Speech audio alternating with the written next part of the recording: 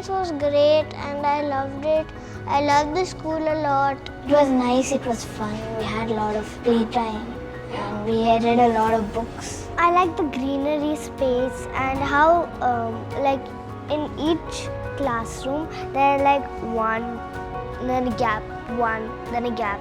And I like how the cars can come inside the school. I like the food options that they've given.